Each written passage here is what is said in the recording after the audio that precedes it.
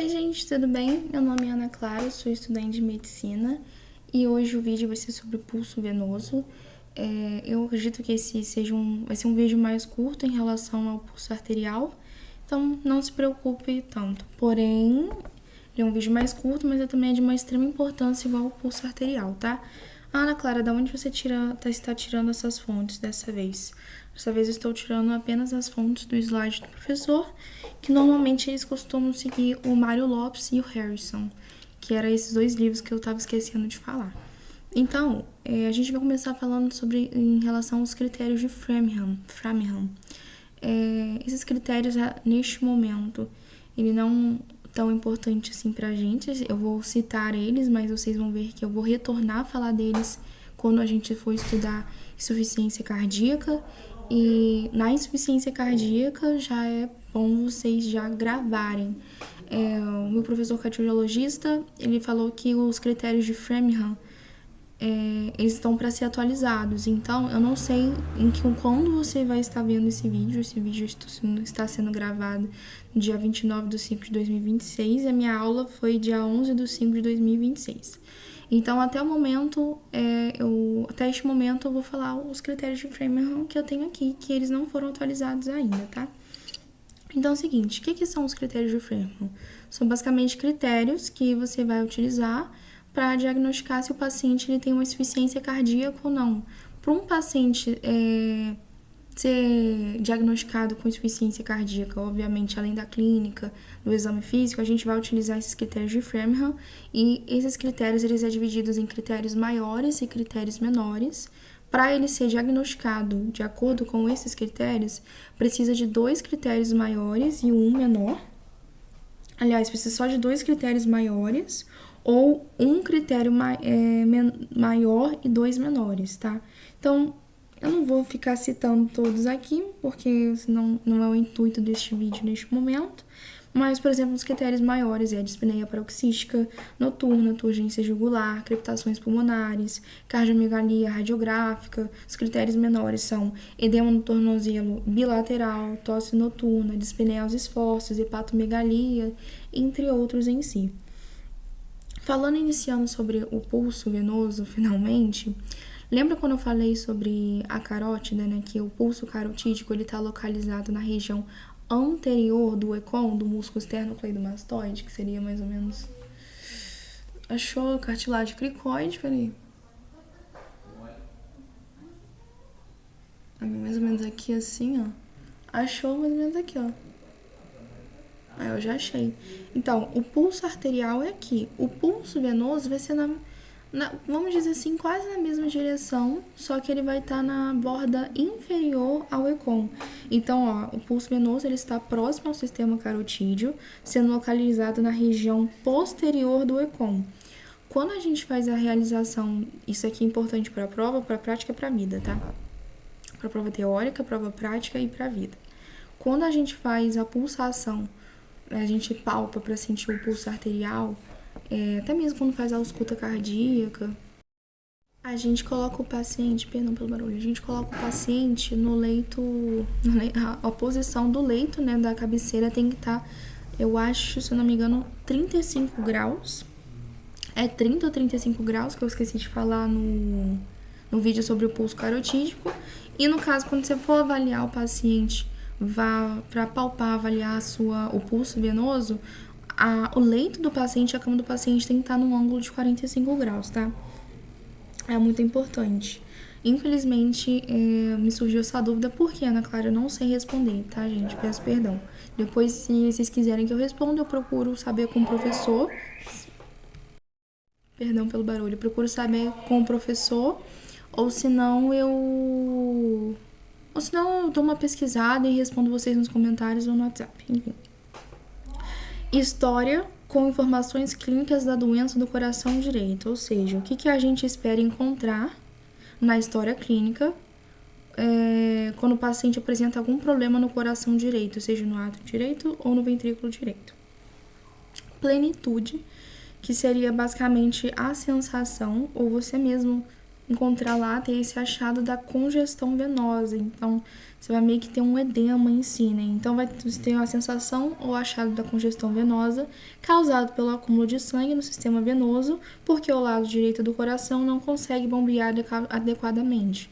Um exemplo disso, uma insuficiência cardíaca direita, a gente tem exatamente, como que fala? Você tem edema nos membros inferiores, né? Eu acho, se eu não me engano, numa insuficiência tricúspide, você também apresentaria, talvez, na verdade, eu acho que na insuficiência tricúspide você talvez não apresentaria edema, mas você teria a turgência jugular, né? E a hepatomegalia. Deixa eu dar uma olhada aqui. Tem sim, tem edema, tem ascite e essas coisas, né? Então, a gente espera encontrar justamente essa plenitude, espera encontrar fadiga, né? Cansaço, dispneia, a gente espera encontrar também. Tem até aqui, ó, cianose, edema dos membros inferiores, ascite, hepatomegalia dolorosa, turgor jugular, que seria justamente essa turgência jugular que a gente tem, né? Então, é isso que a gente espera encontrar quando o paciente apresenta algum problema no coração direito, tá? A gente tem a sequência do exame físico cardiovascular, que isso, na verdade, era para estar desde o início, né, do primeiro... É porque, eu não sei se vocês lembram, não sei que ordem vocês estão estudando, mas eu falei que eu ia começar a gravar os vídeos a partir da matéria mais difícil até a mais simples, assim, né? Pra já ir adiantando o processo. Sem contar que a inicial já é uma introdução. Então, na minha cabeça, não precisaria tanto, né? Mas eu vou falar, vou gravar, enfim. Então, primeiro, qual que é a sequência do exame físico cardiovascular? O principal deles, história clínica. Você vai ter que fazer lá a anamnese. Ah, Ana Clara fez a anamnese, depois da anamnese vem o quê? O exame físico. Então, fez a anamnese, veio o exame físico. O que que entra no exame físico? Você vai ver o pulso venoso. Depois do pulso venoso, você vai ver o pulso carotídeo, o pulso arterial, no caso, né? Não só o carótido em específico. Falo porque ela é mais fácil, mais... lembra que eu falei no pulso arterial? Que ela é a mais fácil de ver, ela é uma artéria calibrosa, ela vai refletir principalmente o coração esquerdo por ela estar próxima da aorta, né? Então, assim, a história clínica, exame físico geral, pulso venoso, pulso arterial, precórdio e ausculta cardíaca. Então, assim, eu gravei vídeo sobre sopro, eu gravei vídeo sobre doenças orovolvares, gravei vídeo sobre pulso arterial, neste momento pulso venoso, depois gravarei justamente o precórdio e, por fim, a ausculta cardíaca dentro mais ou menos desse tema, tá? Vai faltar, obviamente, outros, mas aqui dentro do exame físico assim, em geral, sem envolver algumas doenças como insuficiência cardíaca, ultrassom, edema, que a gente vai ver, síncope, essas coisas, vou gravar vídeo ainda por fora, tá? Então, assim, o que é o pulso venoso? Ana Clara, você falou que o pulso arterial, ele vai refletir basicamente o funcionamento do VE, né? Porque lembra que a onda do pulso é basicamente a pressão que o sangue ele é ejetado durante a contração, durante a sístole do VE, do ventrículo esquerdo. Então, o pulso venoso ele vai refletir a função do coração direito. O pulso arterial vai avaliar a função do coração esquerdo, o pulso venoso vai avaliar a função do coração direito. Então, assim, o pulso venoso ele é o reflexo, então, da função do coração direito à beira do leito. Por quê? Porque a veia jugular interna, ela está em continuidade direta com o átrio direito. Então, assim, não tem válvulas que vai desviar esse caminho, não tem essas estruturas importantes que desvia. Tem uma imagem aqui, deixa eu ver se eu consigo achar. Aqui, eu vou mostrar aqui que vocês vão observar que a veia jugular interna, ela vai desembocar direto assim na veia cava superior. Por isso que ela vai refletir melhor no coração. Tem duas imagens. Tem essa daqui que eu peguei de um paciente fazendo... Sei lá o que ele tá fazendo aqui. Enfim. Cadê? Calma. O ruim é porque... Aqui, ó. Aqui seria a veia jugular interna. Tá vendo? Ela vai desembocar direto na veia cava superior. Sabe? Ela não tem uma bifurcação aqui, ela não tem uma válvula que atrapalha ela, não tem essas estruturas importantes. Aqui uma outra imagem, ó. ver. Aqui eu vou pegar meu trenzinho aqui pra mostrar pra vocês. Cadê?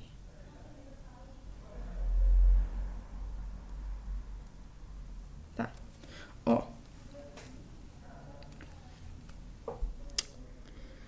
Ai. Precisava de um... Como é que eu vou fazer isso aqui? Enfim, não acho que não vai dar pra mostrar tanto. Aqui, a gente tem a veia jugular externa. Aqui, a gente tem a veia jugular interna, veia cava superior, átrio direito, ventrículo direito. E aqui seria, ó, a veia jugular interna esquerda. No caso, a fundamental pra gente é a veia jugular interna direita, tá? Que é a fundamental, que ela vai desembocar na veia cava direta. Tá vendo que aqui, na veia jugular externa, aliás, na veia jugular interna esquerda, ela tem uma veia inominada, tá? Na Clara, tá? Vai desembocar, mas ela não desemboca realmente direto na veia cava superior, tá?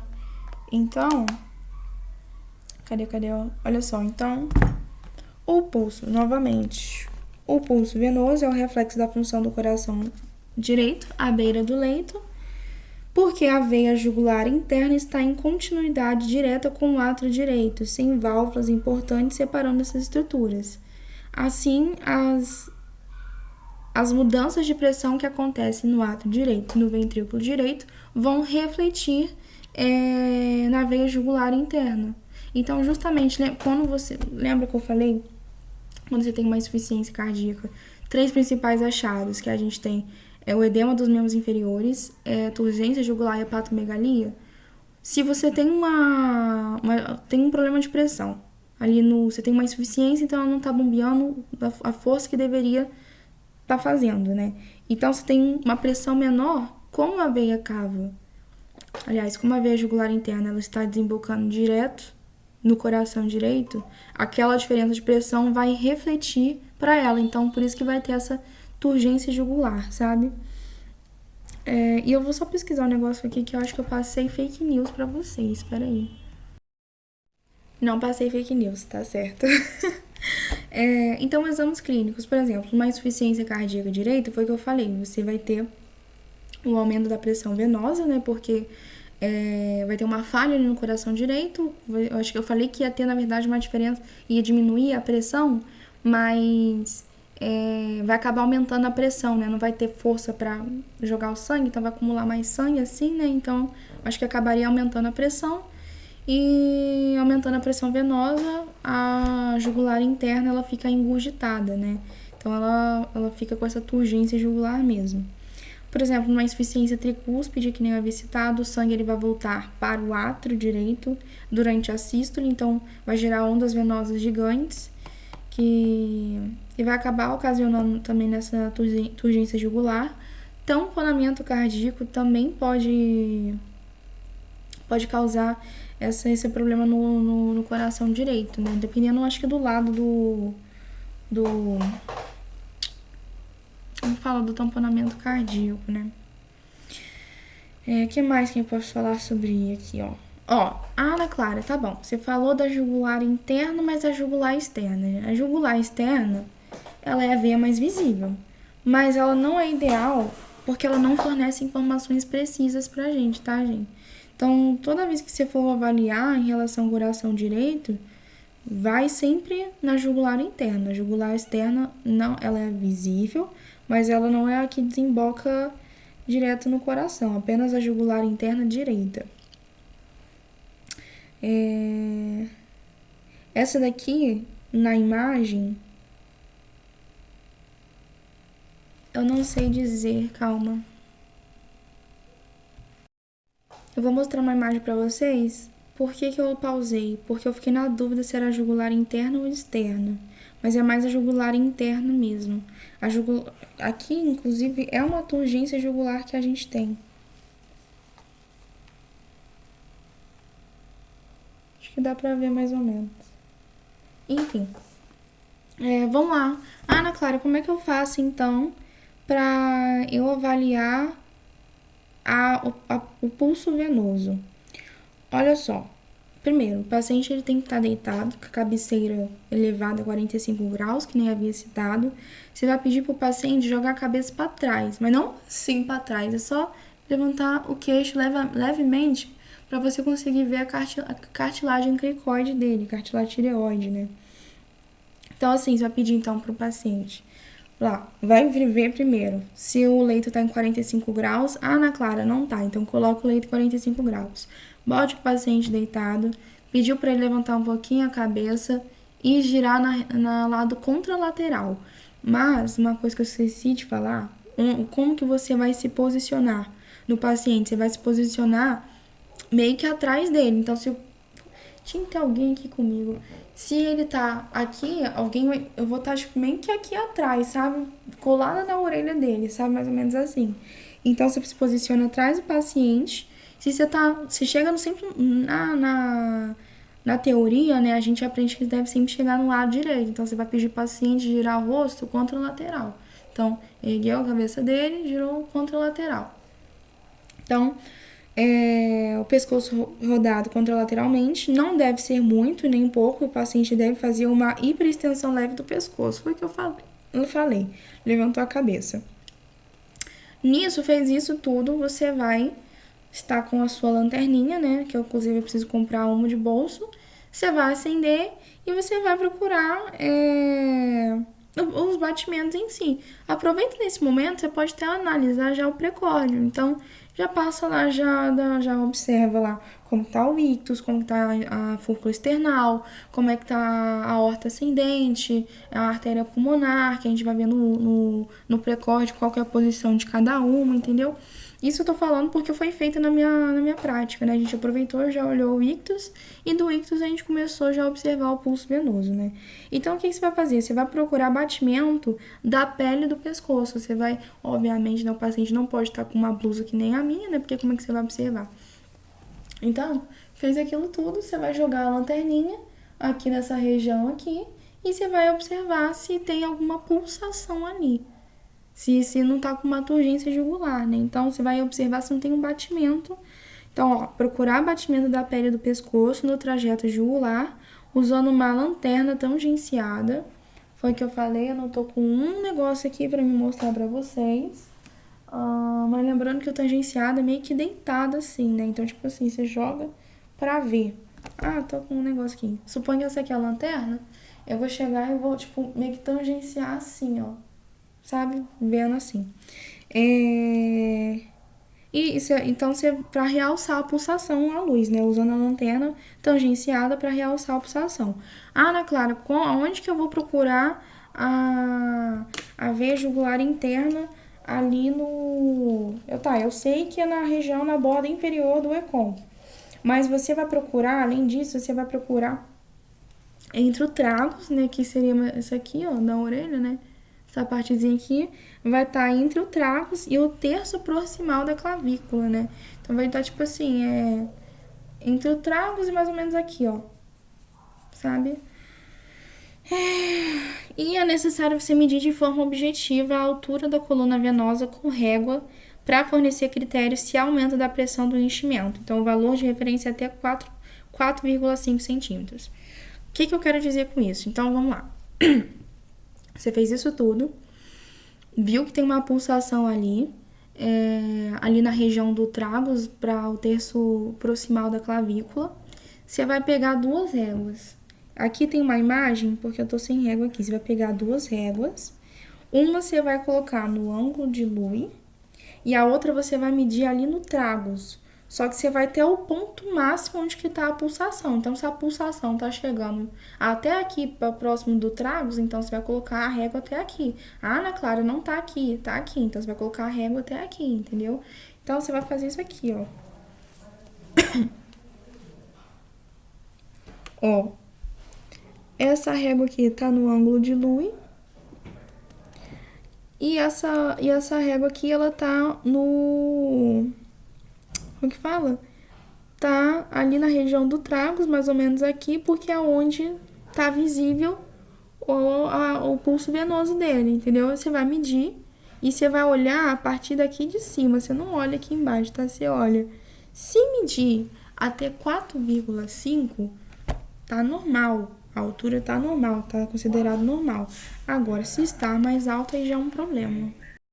Tá bom, Ana Clara, qual que tá? Já entendi como que mede o pulso venoso, já entendi a importância dele, já entendi por que é a veia jugular interna, direita que a gente avalia, já entendi como que funciona, por que o pulso venoso é importante para a função do coração direito, mas qual que é a diferença do pulso venoso para o pulso arterial? Vamos lá.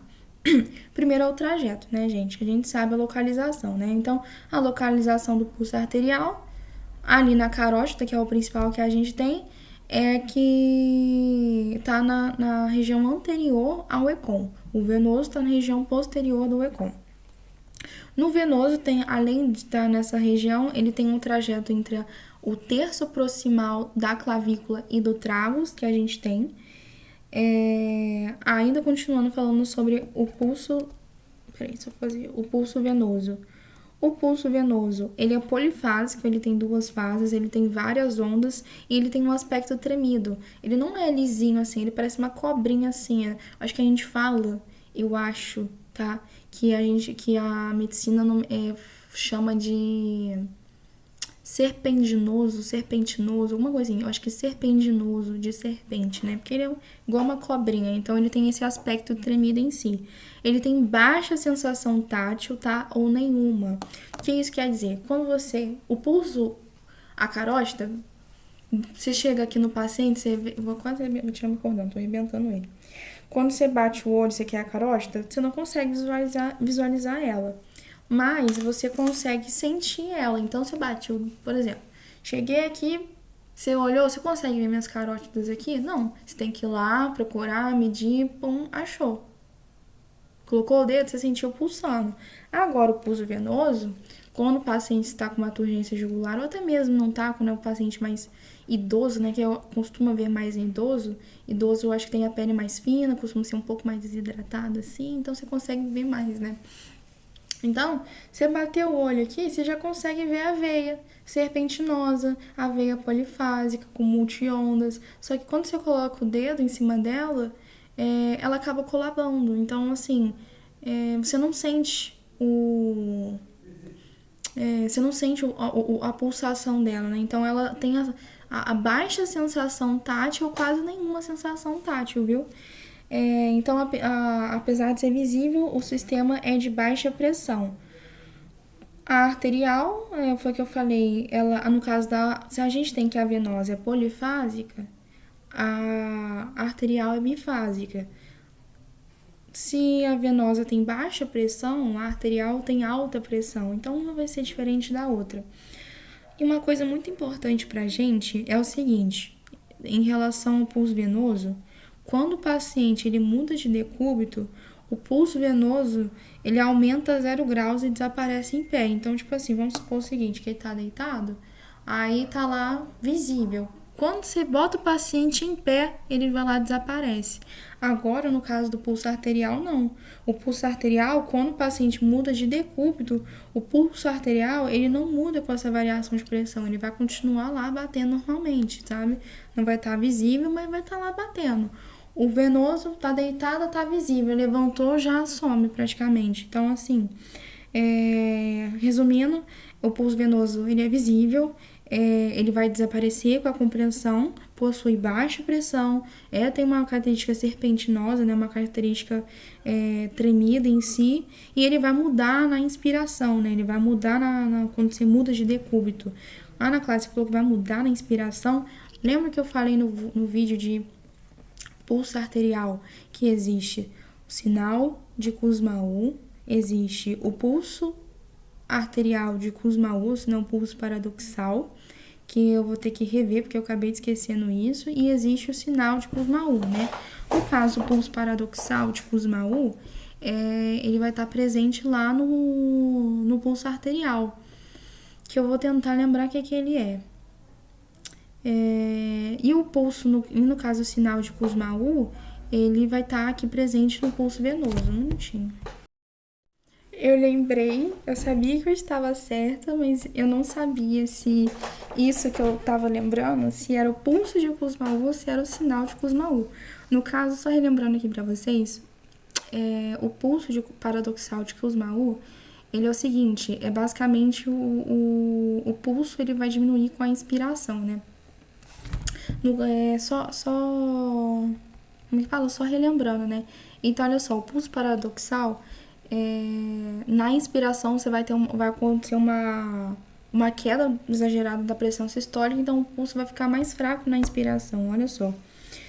Pulso paradoxal, você tem uma queda exagerada da pressão sistólica durante a inspiração, então o pulso enfraquece muito ou até mesmo some na inspiração, mas volta na expiração. Então, durante a inspiração, a pressão dentro do tórax ela vai meio que diminuir, né? Porque vai ter um aumento do se inspirou, vai ter um aumento do retorno venoso ali pro tórax, aí a pressão diminui, fica mais negativa, então o VD ele dilata, só neste momento quando o VD dilata, ele acaba empurrando o septo intraventricular pro VE. Então o VE recebe menos sangue, vai encher menos, recebe menos sangue, isso vai diminuir o débito cardíaco e a pressão sistólica cai. É basicamente isso que acontece. Então o pulso paradoxal de Kussmaul no pulso arterial, ele é uma alteração do pulso sistólico, basicamente em que na inspiração o pulso diminui, a pressão sistólica ela cai, né? Então o pulso fica mais fraco na inspiração, mas volta na expiração. Agora, quando a gente fala no caso do sinal de Kussmaul, ele já vai ser meio que ao contrário, assim, né? Se no pulso paradoxal de Kussmaul diminuía, no caso, o sinal de Kussmaul ele vai aumentar. Porque olha só, o sinal de Kussmaul, deixa eu só voltar agora pro Kussmaul aqui, pro pulso venoso. Olha só, ó, o pulso venoso fisiológico, ele cai com a respiração. Não, mas isso aqui não é sobre o sinal. Ah, não, é sim, é sobre o sinal. Então, olha só, o pulso venoso fisiológico, ele cai com a respiração. Já o patológico, o pulso não cai. Então, novamente, durante a inspiração, a pressão intratorácica vai ficar mais negativa, porque vai ter o aumento do retorno venoso ali para o tórax. Isso vai aumentar o retorno venoso para o coração direito, o ventrículo direito vai acomodar melhor o sangue e a pressão jugular diminui. Esse seria o normal, tá? E as pressões jugulares vão diminuir. Por isso que na inspiração costuma esse pulso cair, né? Agora, se durante a inspiração a jugular não diminui ou até mesmo ela aumenta, isso sugere uma dificuldade do coração direito em receber sangue. Então, esse é o sinal do Kussmaul. O sinal do Kussmaul é a pressão venosa ela não caiu, ou a pressão venosa ela aumentou durante a inspiração. Então, na inspiração vai chegar mais sangue ao coração direito, mas em algumas doenças o VD ele não vai conseguir acomodar esse volume extra de sangue, então o sangue ele precisa represar nas veias e acaba represando justamente para jugular, causando essa turgência jugular. Nenhuma novidade porque a gente viu até agora, né? É basicamente seria essa. Enfim, né? Enfim, gente. Perdão pela explicação meia boca. Então, só pra gente diferenciar novamente, o pulso paradoxal de Kussmaul, você vai ter uma diminuição da pressão sistólica durante a inspiração. E o sinal de Kussmaul, ele é em relação ao pulso arterial. E o sinal de Kussmaul, você vai basicamente ter um aumento da turgência jugular, né? Durante a inspiração, né? Que era para ela cair, ele não cai, ele aumenta e você tem esse aumento da turgência jugular. O pulso paradoxal de Kussmaul, no caso, o problema é que o VE, o ventrículo esquerdo, está enchendo menos. No sinal de Kussmaul, né? No caso, é o VD que não consegue acomodar esse retorno sanguíneo, esse retorno venoso tão grande assim. O pulso venoso é uma informação crucial para o diagnóstico de insuficiência cardíaca e a gente tem Só um negócio que eu esqueci de falar em relação ao pulso venoso fisiológico e ao pulso venoso patológico. Olha só, o pulso venoso fisiológico, foi que eu falei, ele tem até 4,5 centímetros normal. E a gente pode fazer um reflexo, que a gente fala de reflexo hepatojugular, né? Esse reflexo, a minha professora falou que a gente tem que saber essa manobra, apesar de que ela não, pelo menos a minha professora não faz tanto assim, porque é uma manobra muito dolorosa para o paciente, então acaba sendo ruim para ele, entendeu? Então, assim, e pelo que ela me falou, tem outras maneiras de você identificar se o pulso é um pulso fisiológico ou se é um pulso patológico, em vez de você realizar essa manobra, né? Então, vai de critério de você se você vai querer fazer ou não essa manobra.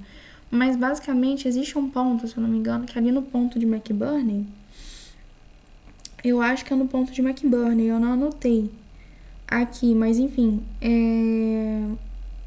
você basicamente vai fazer uma pressão ali naquela região e vai aumentar o refluxo. Então, assim, qual que é o normal? O refluxo hepatojugular, ele tem um aumento inicial da coluna. Aqui, ó, vai aumentar a coluna ali da jugular interna, ela aumenta, porém ela tem uma queda durante 30 segundos. Então, tipo assim, durante esses 30 segundos ela aumentou e vai cair rapidamente, vamos dizer assim. Então, sobe e cai logo em seguida. Isso é o patológico. O pulso venoso, aliás, isso é fisiológico. O pulso venoso patológico, ele já tem mais que 4,5 centímetros, tá, de altura. Pode ser maior que isso, até mesmo igual a 5 centímetros.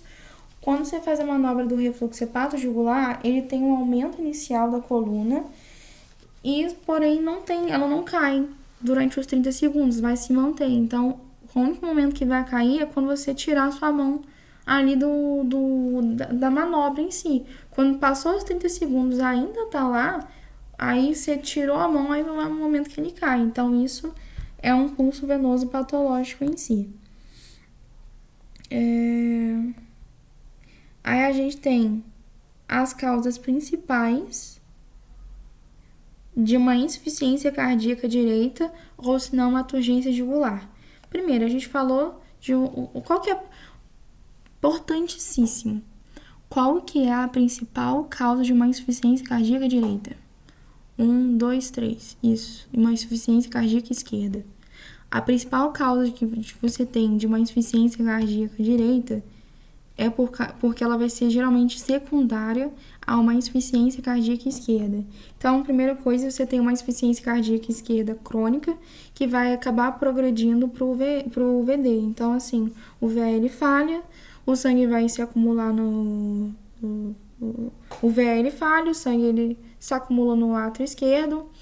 Com o tempo, vai para as artérias pulmonares ali, né? Vai causar congestão pulmonar.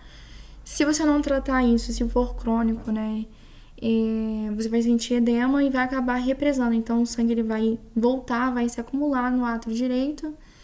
Aliás, vai se acumular no ventrículo direito, depois se acumula no átrio esquerdo e, pum, você vai ter lá os edema dos membros inferiores em si, turgência jugular, hepatomegalia. Enfim, esses dias eu estava pesquisando porque eu entendia de como funcionava a hepatomegalia, aliás, eu entendia como funcionava a turgência jugular, que foi até mesmo que eu expliquei aqui, mas eu não entendia como que funcionava a hepatomegalia. No caso, a gente sabe que, só para título de curiosidade, né, o fígado ele é muito vascularizado, né, a gente sabe que pelo menos na cirurgia em si, o fígado ele tem cada segmento em si, e cada segmento vai ser irrigado para uma artéria, para uma veia, né. Então, assim, quando você tem esse aumento, quando você tem essa redução ali, essa pressão que causa, que vai gerar justamente o edema dos membros inferiores, acaba refletindo para o fígado. Então, o fígado, meio que, vamos dizer, entre aspas, que ele vai ficar congestionado também. Então, isso vai causar uma hepatomegalia, né? Vai aumentar o tamanho dele. Não sei se eu expliquei certo, tá? Porque tem um pouquinho de tempo que eu pesquisei. Mas é isso. Então, assim, você tem... aumenta a pressão. Então, insuficiência esquerda crônica, que progressa pro VD. gerando um aumento da pressão pulmonar. Com o tempo, o V dele vai precisar bombear esse sangue contra a pressão pulmonar maior. Aí ele vai hipertrofiar, depois ele dilata, aí ele vai lá e falha, então vai surgir uma congestão sistêmica, edema, turgência jugular, hepatomegalia, etc. Outra coisa que pode causar uma insuficiência cardíaca direita, ou se não uma turgência jugular, é justamente o TEP, né? O tromboembolismo pulmonar, agudo no caso. DPOC avançado também causa fibrose pulmonar, cor pulmonar, lembrando que esses dias eu estava rediscutindo com a minha amiga Júlia, porque eu não lembrava direito sobre a cor pulmonar. A cor pulmonar é toda doença respiratória que vai refletir no coração. Se eu não me engano, específico no coração direito. Então, isso é uma cor pulmonar, por exemplo. Então, como que o TEP ele vai causar essa turgência jugular ou essa insuficiência cardíaca direita? O TEP, ele vai elevar rapidamente a pressão pulmonar, né? Porque vai ter um trombo ali obstruindo a circulação pulmonar. Isso vai causar um aumento súbito da resistência pulmonar, vai ter um aumento abrupto da pressão pulmonar e pronto, você tem o V dele não consegue vencer essa pressão, você tem essa insuficiência cardíaca direita ou essa turgência jugular. No caso do TPOC avançado, fibrose pulmonar, cor pulmonar, essas doenças elas vão causar hipóxia, uma hipóxia crônica causando justamente essa vasoconstrição pulmonar, causando uma hipertensão pulmonar. E foi que eu falei, a cor pulmonar, ela é a alteração do coração direito causada por alguma doença pulmonar. Então, assim, o V dele acaba ficando hipertrofiado, depois dilata e evolui para uma insuficiência cardíaca direita, que nem eu havia explicado aqui, sabe? Valvulopatias do lado direito também vão causar essa insuficiência cardíaca, essa turgência jugular, que nem havia citado no caso da insuficiência tricúspide, né? Que a gente tem. Uma estenose pulmonar também, tá? Estenose pulmonar, o V dele precisa fazer muita força para injetar o sangue para o pulmão. Isso sobrecarga o VD, acaba hipertrofiando e, você tem uma insuficiência cardíaca direita.